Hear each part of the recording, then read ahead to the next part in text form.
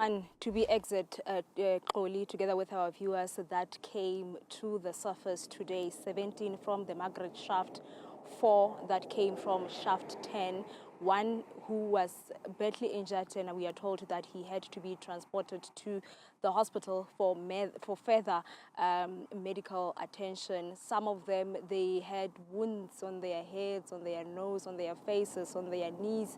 And they are talking about, you know, the process or the journey of having to crawl from underground, also holding on to the pole as they are trying to climb up and get to the surface. And those are the injuries that they are sustaining, talking about, you know, a very difficult journey that they are traveling. Some had indicated that they started on Saturday, some had said that they started on Tuesday, and that is why we are seeing emergency medical services coming to these shafts as and when they are resurfacing to come and check them. They need any medical attention. Those that needs to be sent to the hospital, they are being sent to the hospital, like the one that we had noted today that was taken by the ambulance just for further medical attention. But we're also talking about, you know, the dire situation that is underground there, clearly understanding that some are saying that it has been months since they have had proper solid food because they had to survive on things like maheu, water, among others. And they were calling, you remember that there was a third phase of the mining rescue experts that was supposed to begin of retrieving those that remain underground, particularly here at shaft 11, because there was that indication that the method that was used by the community previously, it had to be stopped because now the mining rescue experts have been officially deployed here.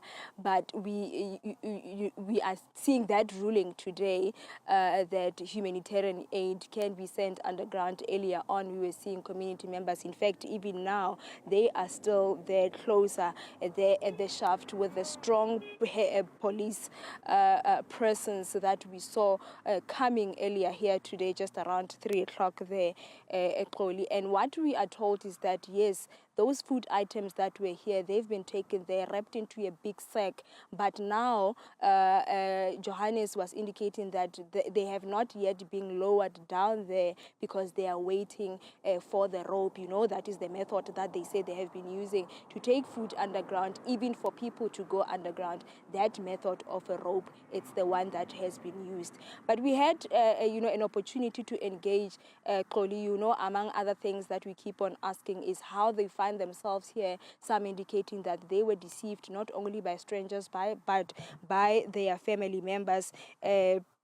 Also trying to find out what is it that they forced them to come out because they are resurfacing on their own. Well, Xoli, you will also understand that as and when these illegal miners are, you know, emerging from underground, police will indicate even to us as the media that we'll need to give them some time so that they can engage with them and find out, you know, some of the details.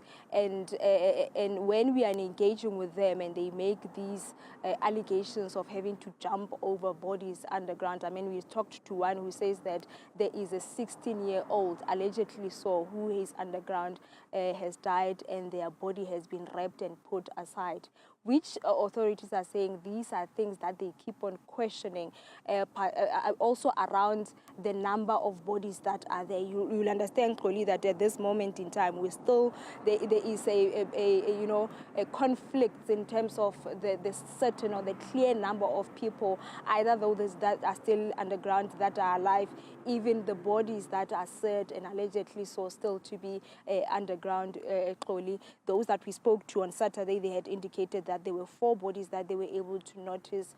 One that we spoke to today, he was indicating about a 16-year-old that has passed on. They were talking about how they witnessed that person dying in front of them because of hunger. So these are some of the things that we understand that the police are looking into and also trying to work closely with the rescue experts. A camera that was sent there, we know that there were things that they have been identified there, though it has not it was shared with the media about the progress report, some of the things that they found there. But with this one in particular, around bodies and the exact number of people that are there, it has not really been clear. But it's something that the police, they are probing. But yes, indeed, I can tell that, as we are engaging with them, the police, to say, are you probing further and asking them questions about these people that are said, or these bodies that are said to be underground. They're saying it's something that they are really looking into. You know that currently, clearly, the number, or there's just one body that was taken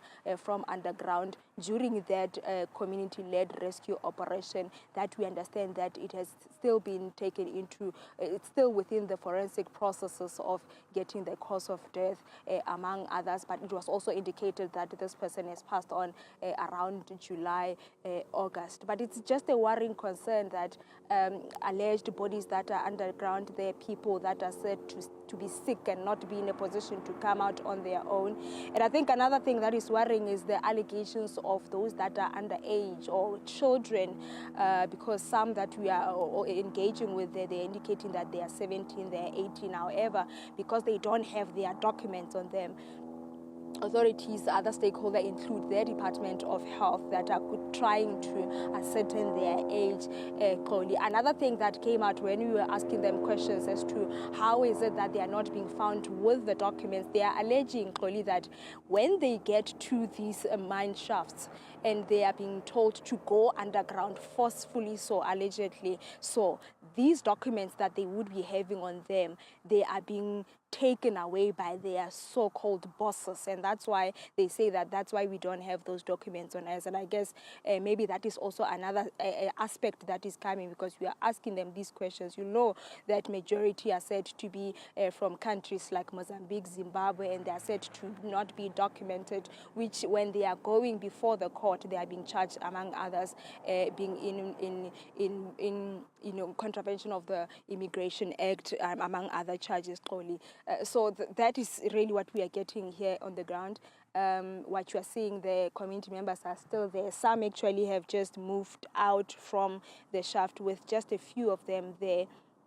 We are also seeing some community members who seem to be making their way back to the shaft, but they had indicated that they're just waiting for that rope for them to be able to take that sack that we saw earlier on down to the ground.